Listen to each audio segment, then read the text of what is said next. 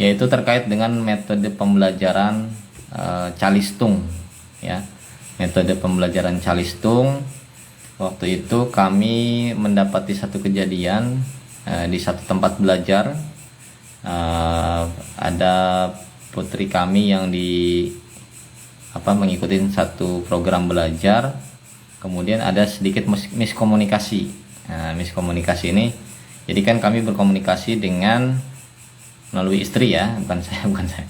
Istri berkomunikasi dengan penyelenggaranya bahwa anak kami sedang menggunakan metode baca tertentu.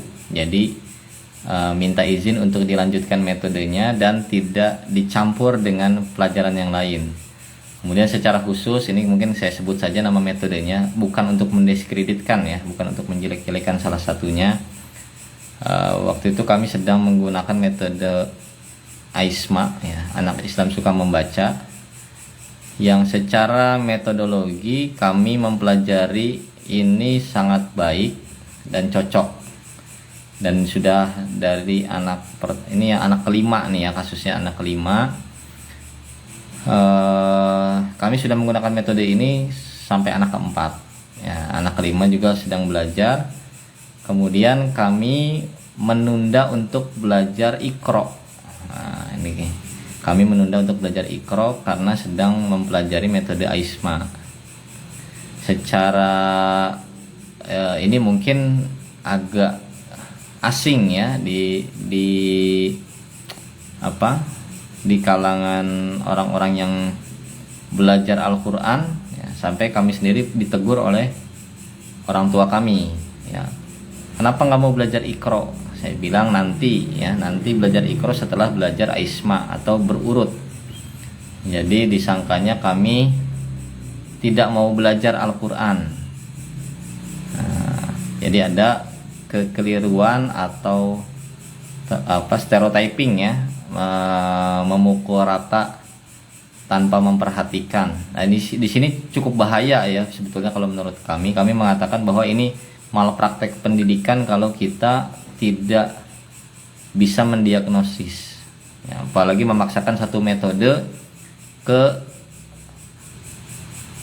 orang tertentu yang tidak tepat, atau memaksakan metode ketika orang menggunakan metode yang lain, sehingga di situ tanda kutip ya jadi mengoplos ya, dikacaukan. Ada metode belajar itu harus dipastikan tidak bertentangan. Sama dengan pengobatan atau dalam praktek kedokteran juga nggak boleh malpraktek ya, nggak boleh dicampur-campur, nggak boleh hasil diagnosa asal dapat resep dicampur dengan pergi ke satu dokter ambil satu resep, pergi dokter kedua ambil lagi, dicampur dengan harapan bisa lebih cepat sembuh. Yang ada adalah tambah sakit ya, atau berpotensi gagal proses pengobatannya. Begitu juga dalam proses belajar ya, belajar tahfiz, tahsin, metode baca Quran, metode membaca, metode berhitung, itu ada kalanya bisa berseberangan atau bertabrakan ya, ada kalanya seperti itu. Dan ada kalanya beberapa metode memang menyengaja memilihkan untuk memulai bab tertentu dan mengakhirkan bab yang lain, atau memulakan dengan teknik tertentu dengan maksud tertentu gitu ya. Sehingga kalau dikacaukan itu ya seperti kita ikut bela diri juga misalkan ya, atau tadi berobat. Misalkan belajar nih, saya belajar